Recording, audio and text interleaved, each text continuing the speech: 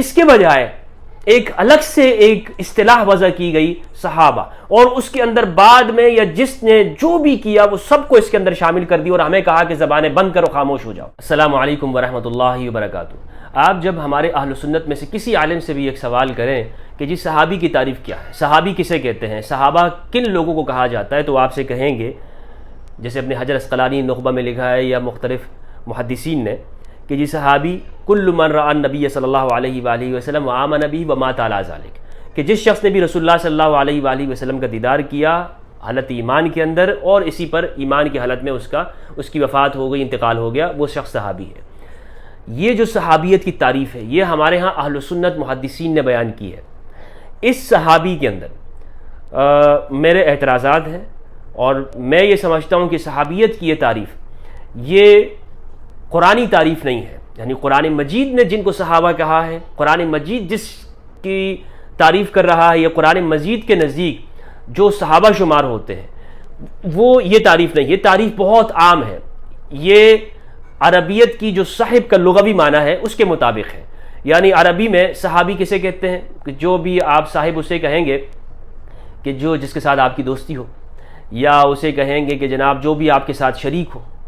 آپ کسی کے ساتھ اگر بس میں جا رہے ہیں، کوئی آپ کے ساتھ بیٹھا ہوا ہے جو آپ کو نہیں بھی جانتا لیکن آپ کے ساتھ بیٹھا ہوا ہے، تو وہ آپ کے ساتھ صاحبہ، عربی میں اس کے لیے لفظ استعمال ہوگا، اگرچہ جان پہچان ہی نہ ہو، لیکن وہ آپ کے ساتھ بیٹھا ہوا ہے اور کسی اور نے بتایا کہ جی وہ اس کو بعد میں معلوم ہوگا، تو وہ یہ کہے گا کہ جی میں تو اس کے ساتھ اس میں تھا، یعنی اس واقعے کے اندر، اس بس میں، اس ٹرین میں، اس جہاز میں تھا، اگرچہ ایک دوسرے کی پہچان نہ ہو۔ بلکہ قرآن مجید نے یہ لفظ یعنی صاحبہ کا جو مادہ ہے قرآن مجید کے اندر، یہ غیر مسلموں کے لیے بھی استعمال ہوا ہے۔ قرآن میں یا صاحبہ السجن، حضرت یوسف علیہ السلام نے استعمال کیا ہے جیل کے اندر ان لوگوں کے لیے کہ جو آپ کے ساتھ جیل کے اندر تھے، وہ مسلمان تو نہیں تھے نا، ان کے لیے قرآن مجید نے استعمال کیا ہے۔ وما صاحبکم بمجنون، قریش کے لوگوں کو رسول اللہ صلی اللہ علیہ وآلہ وسلم کے لیے صاحب کہا ہے۔ کسی جگہ پر یہ مسلمان کے لیے بھی استعمال ہوا ہے، کسی جگہ پر یہ غیر مسلم کے لیے بھی استعمال، یعنی یہ صاحب کا جو لفظ ہے، یہ مادہ ہے، یہ قرآن مجید کے اعتبار سے یہ عام ہے۔ یہ ضروری نہیں ہے کہ عربی زبان کے اندر یا قرآن مجید اس کو جس معنی میں استعمال کر رہا ہے وہ اہل ایمان ہی ہو یا رسول اللہ کے صحابی ہی ہو، یہ ضروری نہیں ہے۔ قرآن مجید کی میں بات کر رہا ہوں، اور عربیت کے اندر بھی ہے۔ خود صحیح حدیث ہے، جب عبداللہ ابن ابی کے بارے میں بعض صحابہ نے اجازت چاہی، یا رسول اللہ اجازت دیجیے ہم اس منافق کی گردن اڑا دیتے ہیں، تو رسول اللہ صلی اللہ علیہ وآلہ وسلم نے فرمایا کہ دعو، اس کو چھوڑ دو۔ لوگ یہ کہیں گے کہ ان محمد صلی اللہ علیہ وآلہ وسلم یقتل اصحابہ، کہ محمد تو اپنے اصحاب کو قتل کرتے ہیں، تو عبداللہ ابن ابی کے لیے بھی اصحاب، صحابی کا لفظ استعمال کیا ہے رسول اللہ صلی اللہ علیہ وآلہ وسلم نے۔ تو معلوم یہ ہوا کہ جو صحابی کا لفظ ہے، جو تعریف ہمارے ہاں کی جاتی ہے، یہ بہت عام ہے۔ اصل تعریف قرآن مجید کی جو ہے وہ میرے نزدیک وہ کیا ہے؟ جس نے ہجرت کی ہو، انفاق کیا ہو، رسول اللہ صلی اللہ علیہ وآلہ وسلم کی مدد کی ہو، نصرت اور انفاق، قتال کیا ہو، بیعت رضوان تک کے لیے قرآن مجید نے رضی اللہ کا لفظ استعمال کیا ہے۔ اور باقی جو آ رہے ہیں، یعنی السابقون الاولون، جو مہاجر ہوں اور انصار ہوں، باقی لوگ جو بیعت رضوان کے بعد آ رہے ہیں، ان کے لیے قرآن مجید نے تابعی کا لفظ استعمال کیا ہے۔ کیا کہا ہے؟ تابعی قرآن مجید کے اندر ہے، والسابقون الاولون من المہاجرین والانصار والذین اتبعوہم باحسان رضی اللہ عنہم ورضوا عنہ۔ السابقون الاولون، پہلے آنے والے، پہل کرنے والے، ٹھیک ہے۔ السابقون الاولون یعنی پہلوں میں بھی پہل کرنے والے، قرآن کہہ رہا ہے جو مہاجر ہوں اور انصاری، اور وہ لوگ جنہوں نے ان کی پیروی کی، مہاجرین اور انصار میں سے، اور جنہوں نے والذین اتبعوہم، ان کی پیروی کی، لیکن بے احسان طریقے پر، یعنی ایک مہاجر ہے اور ایک انصار ہے، اور جو جنہوں نے نہ ہجرت کی ہے نہ انصاری ہیں، جو بعد میں جو صحابی ہیں اس تعریف کے مطابق، جو بعد میں آنے والے لوگ ہیں، انہیں تابعی قرآن نے کہا ہے، التابعین کہا ہے۔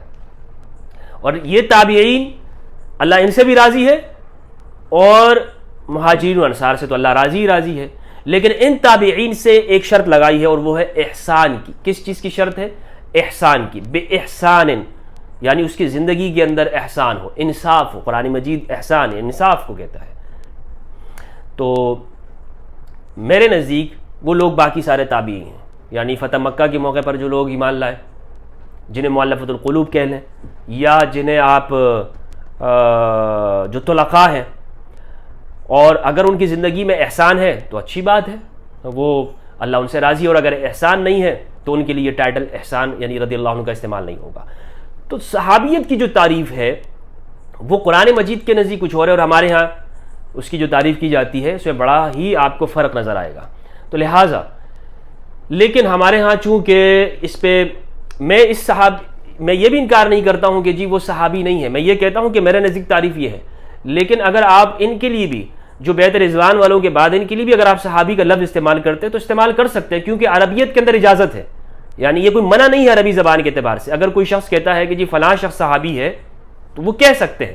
اور میں یہ بھی نہیں کہہ رہا ہوں کہ اہل سنت کی یہ تعریف غلط ہے، لیکن میں یہ کہہ رہا ہوں کہ اس تعریف کے اندر جامعیت نہیں ہے. یہ تعریف بہت ہی وسیع ہے، بہت وسیع ہے، اور یہ تعریف ہر ایک کو اپنے ساتھ شامل کر لیتی ہے. ہر ایک کو یہ جگہ دے رہی ہے کہ جی اس کے لیے صحابیت کا ٹائٹل استعمال کیا جائے. حالانکہ قرآن مجید نے اس کو بڑا محدود کیا ہے، اور ان کے اندر دیکھا ہے کہ وہ شخص جہاد کر چکا ہو، وہ اس نے ہجرت کی ہو یا نصرت کی ہو یا انفاق کیا ہو اللہ کی راہ کے اندر، اور وہ رسول اللہ صلی اللہ علیہ وآلہ وسلم کے اندر معیت کے اندر ہو، محمد رسول اللہ والذین معہ، معیت ساتھ ساتھ رہتا ہو رسول اللہ صلی اللہ علیہ وسلم کے. اس کے لیے قرآن مجید یہ بات کہہ رہا ہے کہ وہ مہاجر اور انصار ہے. اور بلکہ قرآن مجید نے تو یہ ٹائٹل استعمال ہی نہیں کیا جو صحابہ کا ہے. یعنی میں آپ کو صحیح بات بتاؤں تو اس ٹائٹل کا استعمال ہی نہیں کیا قرآن مجید نے. تو اگر کوئی شخص اس کو استعمال کرتا ہے اس معنی کے اندر کہ جس نے بھی رسول اللہ کو دیکھا صلی اللہ علیہ وآلہ وسلم وہ صحابی ہے، تو یہ درست تو ہے لیکن لغوی ہے. قرآنی اعتبار سے یہ بات قرآن کے مطابق درست نہیں ہے. قرآن نے ان کے لیے متبعین جو انبیاء کی پیروی کرتے ہیں ان کے لیے متبعین کا استعمال کیا ہے، ان کے لیے قرآن مجید نے مخلصین مؤمنین کا استعمال کیا ہے. تو میں اس پہ مفتی طارق مسعود صاحب کو دعوت مکالمہ دینا چاہوں گا. میں یہ کہنا چاہوں گا کہ وہ اب مجھ سے دوست احباب کہیں گے کہ جی طارق مسعود صاحب کو ہی کیوں، تو اس کی وجہ یہ ہے کہ طارق مسعود صاحب ہمارے ہاں جو مسلک دیوبند ہے اس کے بڑے ایک اکابرین میں شمار ہوتے ہیں، اور اس کے ایک بڑے ہی نقیب ہیں. تو ان کو میری یہ دعوت ہے، دعوت مکالمہ ہے، مناظرہ نہیں ہے. نہ میں مناظرے کو پسند کرتا ہوں، نہ میری طبیعت مناظرانہ ہے. مکالمے کی دعوت ہے کہ وہ اس کے اوپر ہم ایک ساتھ بیٹھیں، اور جتنے بھی وقت کے اندر بڑی شائستگی اور ادب اور اس کے اندر رہتے ہوئے ہم اس صحابیت کو طے کریں گے کہ بھائی یہ اہل سنت نے جو تعریف کی یہ کیوں کی ہے، اور جو قرآن مجید جو صحابیت کہہ رہے جو تعریف کر رہا ہے، قرآن مجید جن کو صحابہ کہہ رہا ہے وہ کیا ہے، تاکہ یہ لوگوں کے سامنے چیز واضح ہو جائے. اگر میں خود ایک چیز کو بات کو کرتا رہوں تو شاید اتنی واضح نہ ہو سکے اور زیادہ لوگوں تک نہ پہنچ سکے. لیکن اگر مفتی صاحب میرے ساتھ بیٹھیں گے اور وہ اپنا موقف اگر ان کا یہی ہے وہ رکھیں گے اور میں اپنا موقف پیش کروں گا، تو شاید اس طرح سے یہ بات بہت سارے لوگوں تک چلی جائے اور لوگوں کے سامنے حق بات واضح ہو جائے گی، اور زیادہ سے زیادہ لوگوں تک اس بات کا پیغام چلا جائے گا. تو میری ان سے یہ گزارش ہے کہ وہ آئیں، اور یا وہ اگر وہ میری ویڈیو دیکھتے ہیں اور ان تک پہنچ جائے، کوئی شخص پہنچا دے، تو کوئی دن طے کر لیتے ہیں انشاءاللہ عز و جل. قرآن مجید ہمارے سامنے ہوگا، قرآن مجید صحابیت کی کیا تعریف کرے. دیکھیں قرآن مجید ہمارے لیے کیوں اہم ہے صحابیت کی تعریف میں. وہ اس لیے اہم ہے کہ قرآن مجید رسول اللہ صلی اللہ علیہ وآلہ وسلم کی صحیح سیرت بیان کر رہا ہے، اور صحابہ کرام کی صحیح فضیلت قرآن مجید سے معلوم ہو رہی ہے کہ صحابہ نے کس طرح سے دین کے لیے سختیاں برداشت کی، اور سابقون الاولون جو ہے. اور قرآن مجید جو اصطلاحات استعمال کر رہا ہے ایسی بے معنی نہیں ہے معاذ اللہ کہ جس طرح سے ہم ان کو چھوڑ کر دوسری اصطلاحات کی ہمیں ضرورت پڑے. ہمیں ان اصطلاحات کو پہلے استعمال کرنا ہوگا کہ جو قرآن مجید استعمال کر رہا ہے. لیکن افسوس کی بات ہے ہم ان اصطلاحات کا استعمال نہیں کرتے. آج آپ سننے میں آئے گا عقیدہ عقیدہ عقیدہ عقیدہ، پورے قرآن میں عقیدے کا لفظ نہیں ہے. اسی عقیدے کی وجہ سے آج آپ دیکھیں کہ شیعہ سنی اور مسلمانوں کے اندر کتنی لڑائیاں ہیں. قرآن استعمال کر رہا ہے ایمان، والعصر ان الانسان لفی خسر الا الذین آمنوا وعملوا الصالحات وتواصوا بالحق وتواصوا بالصبر. ایمان کی کہیں بات ہی نہیں ہوتی. قرآن کہہ رہا ہے ایمان، انفاق، مہاجرین، السابقون الاولون، انصار، یہ ٹائٹل بتا رہا ہے. التابعین، اس کے بجائے ایک الگ سے ایک اصطلاح وضع کی گئی صحابہ، اور اس کے اندر بعد میں یا جس نے جو بھی کیا وہ سب کو اس کے اندر شامل کر دی اور ہمیں کہا کہ زبانیں بند کرو، خاموش ہو جاؤ، اس تعریف کی وجہ سے۔ تو یہ ضروری ہے، انتہائی اہم موضوع ہے۔